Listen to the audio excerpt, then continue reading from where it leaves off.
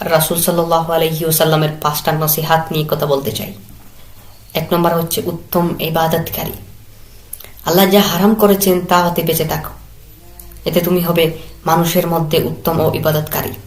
2 নম্বর সর্বাপেক্ষা ধনবান।